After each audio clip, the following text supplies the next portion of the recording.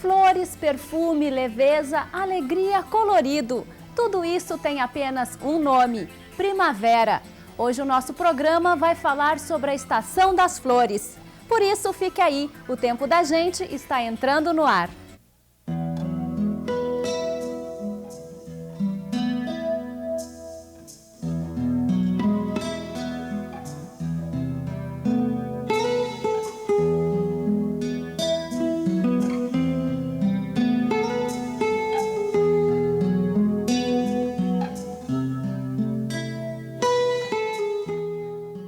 A primavera começou no dia 22 de setembro, em torno das 14 horas e 30 minutos. Deixando o inverno para trás, os dias agora começam a ficar mais longos. Veja como isso acontece. Como a Terra fica inclinada em relação ao Sol e a órbita é elíptica, os raios solares chegam até nós de forma diferente dependendo da época do ano. Por isso, conforme o movimento da Terra em relação ao Sol, é que acontecem as 4 estações. Depois do solstício de inverno, ponto em que a Terra está mais longe do Sol, os dias começam a ficar mais longos até que ocorre o equinócio de primavera, quando então a duração do dia e da noite é igual. A partir daí, os dias continuam aumentando até que ocorre o solstício de verão, quando acontece então o dia mais longo do ano, ou ainda a noite mais curta. Já no hemisfério norte é ao contrário. Quando aqui entra a primavera, lá começa o outono. Desde pequenos aprendemos que a primavera é a estação das flores. Mas você sabe por quê? Porque nessa época as plantas mobilizam suas reservas que acumularam durante o verão passado e estão dormentes no inverno. É uma época desfavorável. E esperando essa época favorável, que é a primavera, de clima mais ameno, ou seja, aumento de temperatura, aumento de luz, então elas florescem e para a futura produção de frutos e sementes, que, quer dizer, a finalidade principal é a reprodução das espécies. E isso varia no Brasil conforme os diversos climas que nós temos no Brasil. Mesmo variando a intensidade, a estação é florida em todo o país, né? Às vezes, assim, em média, é a estação mais florida do país. Bom, quais as condições que as plantas estão, por exemplo, no inverno? De que condições elas saem para chegar na primavera?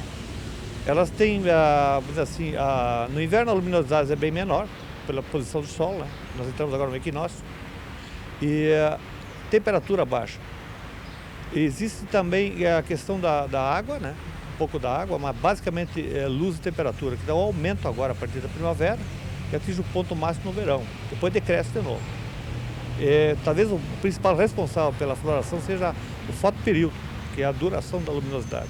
Se fala muito em flores na primavera, mas nem todas as plantas florescem todos os anos nessa estação, né? Isso é uma coisa mais humana, essa questão de flores. E é uma coisa paradoxal, justamente as plantas com flores maiores que nós conhecemos em jardins, principalmente plantas floridas, não se reproduzem. Esse é um paradoxo. São plantas desenvolvidas para embelezamento, beleza pura. E essas plantas perderam a função sexual, que é o caso dessas plantas cultivadas em jardim. E muitas plantas não se enxerga a floração, porque as flores são muito pequenas. Outras plantas não florescem todos os anos, elas têm florescimento de 2 em 2 anos, ou de 7 em 7, ou 15 em 15 anos. Outras, dependendo da latitude, não florescem. Então, assim como nos animais, como no reino animal, no reino vegetal, a primavera é a estação da reprodução, nem sempre das flores. Exatamente, é a reprodução. As flores é uma consequência para nós. Na maior parte do Brasil, a primavera é a transição entre a estação seca do inverno e a estação chuvosa do verão. Além disso, é também caracterizada pelo aumento gradual das temperaturas, uma espécie de preparativo para o verão. Veja agora as características da primavera no sul e sudeste do Brasil. Na região sul do Brasil, durante a primavera, as chuvas ocorrem com bom volume por causa da passagem das frentes frias. Os períodos chuvosos não são longos e com isso se intercalam com bons períodos de sol. A partir do mês de novembro, as chuvas ocorrem no fim da tarde por causa do aquecimento. A temperatura aos poucos vai subindo e as massas polares já não têm força para derrubar os termômetros. A possibilidade de neve é praticamente nula e de geada é muito baixa, mas se ocorre é com fraca intensidade. Na região sudeste, as chuvas voltam aos estados onde até então a estiagem de inverno predominava. À medida em que a estação avança, os volumes de chuva aumentam, a temperatura sobe e alguns extremos de calor são registrados na primavera, já que durante o verão chove mais e por isso a temperatura não alcança valores tão altos. Na primavera, o ar ainda não está tão saturado quanto no verão e por isso as chuvas de fim de tarde ainda não são tão frequentes. Mas ainda assim começa a chover a partir de meados de outubro. Durante a primavera não há mais risco de geada nos estados do Sudeste. Mas o que as pessoas pensam e esperam da primavera? O tempo da gente foi às ruas para descobrir isso. É muito bonito, né? As flores, né? As flores do pinheiro roxo, a cigarra, o canto da cigarra, né? E como é bonito esse tempo saudável, ventando, né? É muito bonito. A estação do ano que mais eu gosto, né? As primeiras chuvas. É uma época alegre, né? Um clima maravilhoso que eu gosto. Eu acho maravilhoso a primavera. Os pássaros, as cigarras e tudo. A gente percebe na hora. Um clima mais romântico também, né? Clima bom, né? A gente pode aproveitar o sol, a primavera, flores, né? Árvores bonitas. As flores, né? As flores, o tempo, o ar, uma coisa maravilhosa. Pode sentir que você muda até o tipo de energia. E o rosto, a fisionomia de cada um. Como é que fica? Alegre, contente, satisfeito. É tudo mais novo, tudo é renovado, né? Tudo é bonito, né? É sol, né? É vento. É bom, chuva. Uma estação florida e fica melhor. Alguém tem alergia ao pólen, mas as flores embelezam muito. O centro-oeste do Brasil é uma região altamente castigada pela estiagem durante o inverno. Mas quando a primavera chega, a paisagem começa a mudar. Veja por quê. Da mesma forma que ocorre nos estados do Sudeste, a região Centro-Oeste passa por um longo período de estiagem nos meses de inverno. É quando as queimadas se alastram pelos estados, destruindo tudo o que encontram pela frente. Mas quando a primavera chega, a paisagem começa a mudar.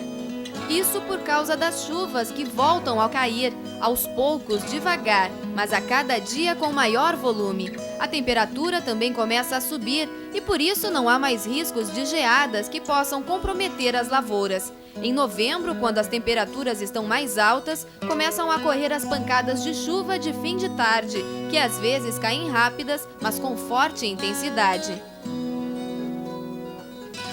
Vamos ver mais algumas expectativas das pessoas com relação à primavera. É uma estação bonita, né? Muitas flores, né? A primavera sempre traz melhor clima, melhor ambiente. E para mim é melhor, eu me sinto melhor na primavera. Época das flores, muita alegria. Época que a gente fica mais feliz. Parece um tapete verde. A grama que era cinza fica toda verdinha, tão bonito. Até passarinho canta bains, não sei, traz uma alegria, é um bem-estar. No norte e nordeste do Brasil, a entrada da primavera provoca poucas alterações. Confira como é a estação nessas regiões. No Nordeste, a primavera marca o início das chuvas no sul da região. São chuvas que ocorrem por causa da chegada das frentes frias do sul do Brasil. Já no norte e leste da região, a época ainda é de tempo mais seco. No fim da primavera, começam a ocorrer chuvas mais significativas no norte, com a aproximação da zona de convergência intertropical. Uma extensa faixa de nuvens que oscila ao longo da linha do Equador durante todo o ano e que na primavera se aproxima do Nordeste trazendo chuvas. Já na faixa leste da região, a primavera é de tempo seco. Nessa área, as chuvas ocorrem durante o inverno. Na região norte do Brasil, a primavera traz as chuvas de volta ao centro-sul da região, enquanto que as áreas mais ao norte passam por um tempo seco. Vale lembrar que em Roraima, Amapá e extremo norte do Pará, a estação não é a primavera, mas sim o outono, já que lá é o hemisfério norte. No campo, a primavera também é uma época em que as coisas acontecem. Veja o que se planta e o que se colhe nesta estação. Agora, na primavera, entre os meses de setembro e outubro, a colheita do trigo ganha velocidade no Rio Grande do Sul e chega ao fim em Santa Catarina, Paraná, São Paulo e Mato Grosso do Sul. Os produtores precisam de espaço para começar a semeadura de verão.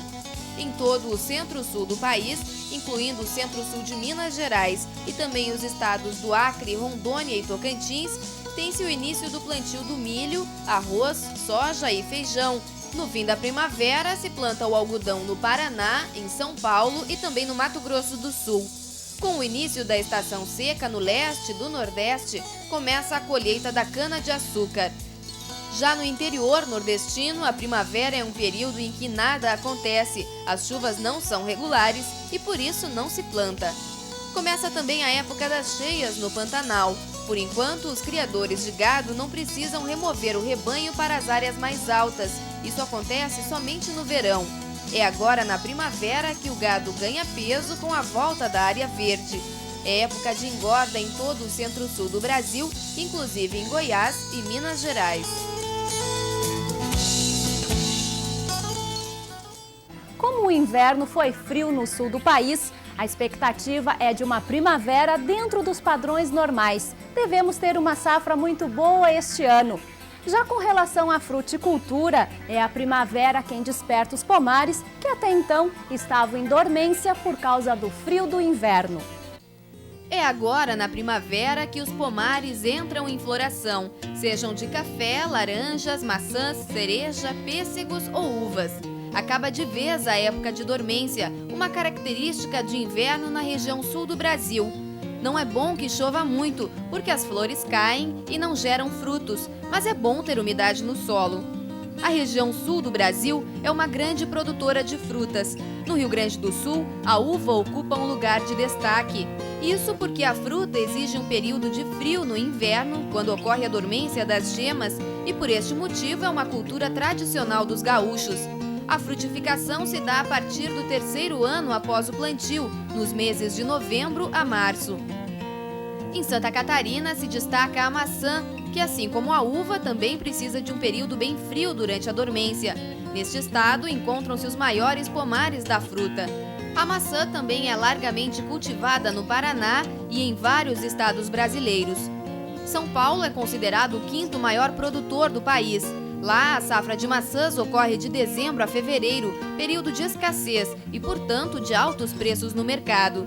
É também em São Paulo que encontramos os maiores pomares de laranja do país. A acerola é originária das Antilhas, América Central e América do Sul.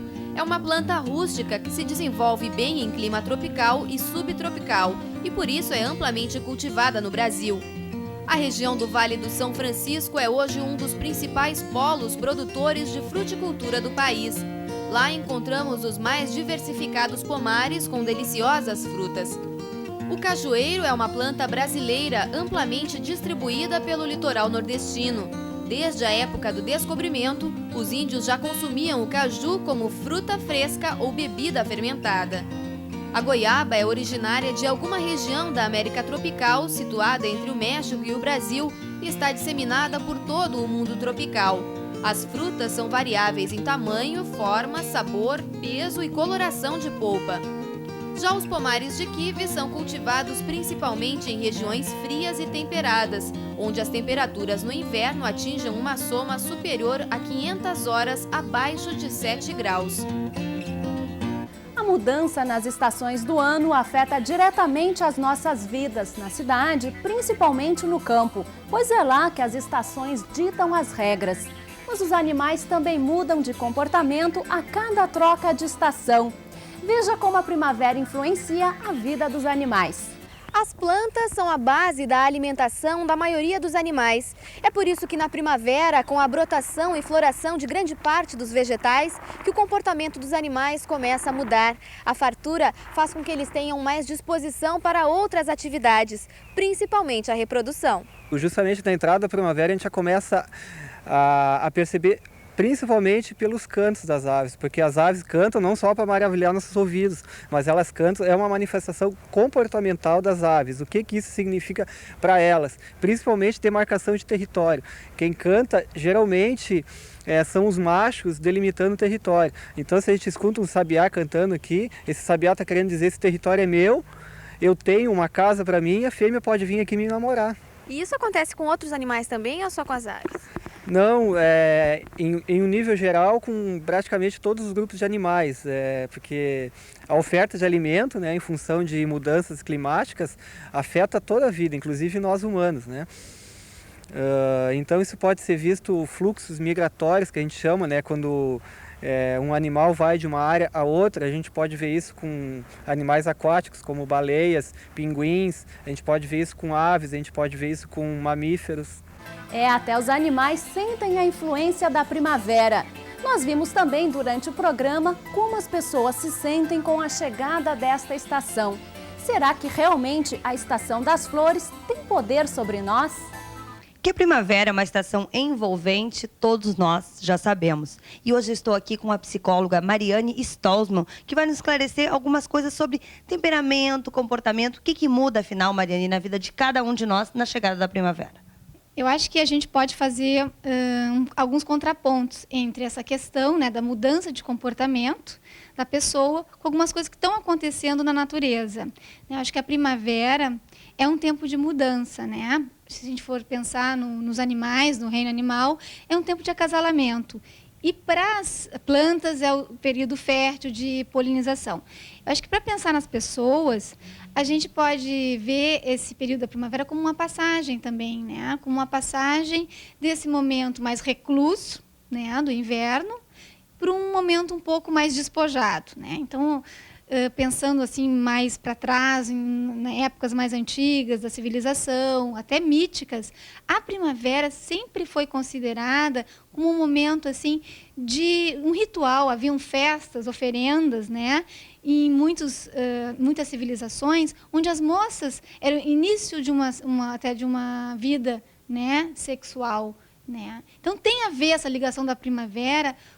Vamos pensar assim, no reino animal, biológico, com essa questão do instinto, né? E no nossa questão dos humanos, das pessoas, tem a ver com o desejo, né? Porque, afinal, a gente, além dessa questão orgânica, nós somos seres atravessados pela cultura, pelo ambiente, pelo social, e eu acho que a primavera nos chama, tem um apelo para isso, né? Então, é um tempo onde os lugares ficam mais enfeitados, mais bonitos, a fragrância, os aromas, tudo isso nos estimula para um momento de maior abertura, né? Um momento mais romântico, de busca, né?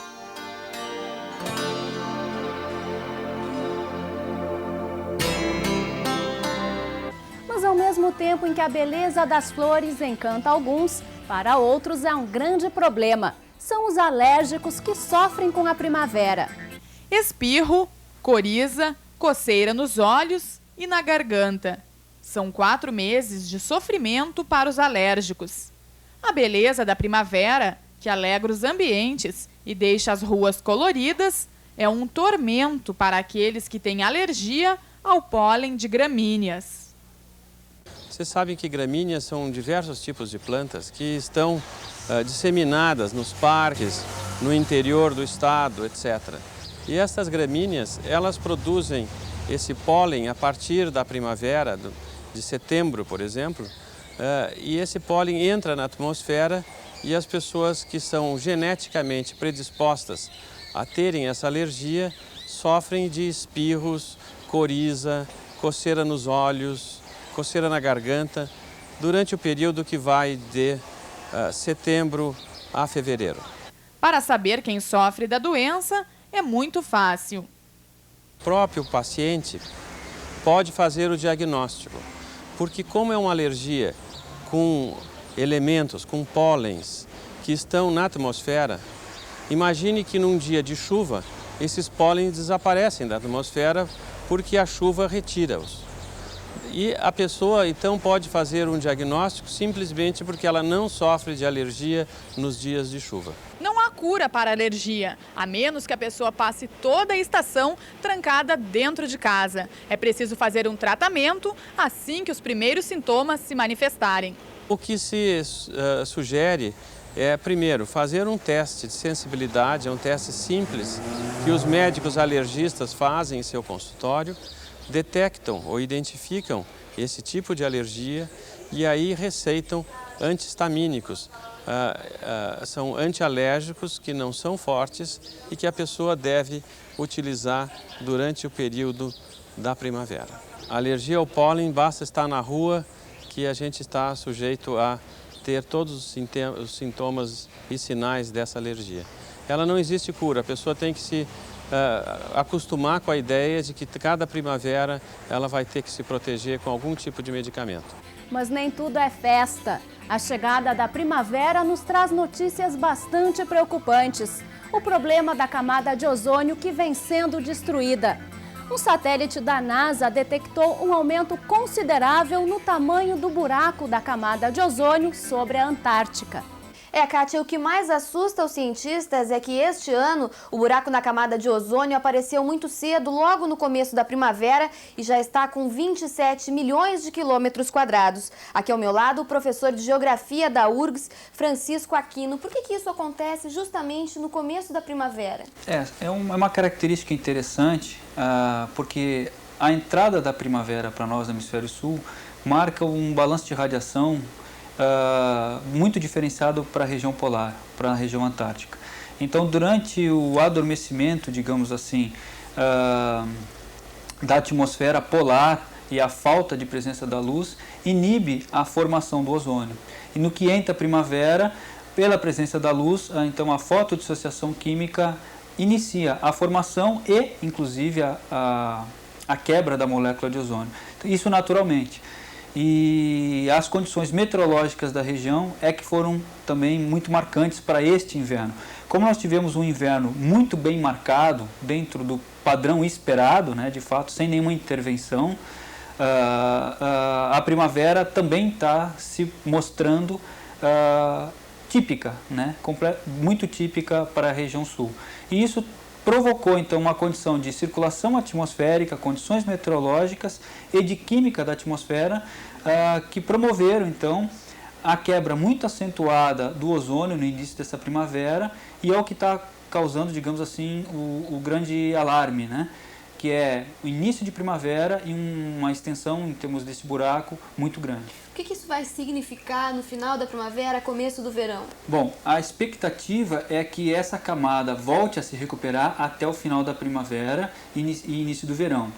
O grande alerta que a gente pode fazer no momento é que, possivelmente, a entrada desse nosso verão, a gente esteja em níveis de concentração do ozônio um pouco abaixo do padrão. Então, vale um pouco os cuidados, principalmente na questão de saúde humana, a pele, a proteção da radiação ultravioleta, principalmente nos horários de sol mais alto. E também tem algum problema com relação à agricultura?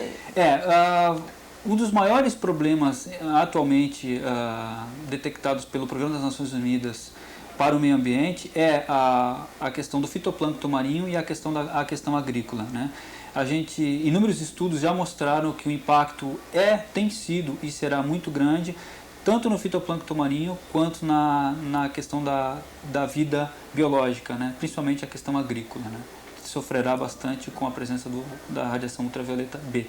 O acordo feito por vários países para acabar com a emissão de CFCs termina agora no ano de 2000.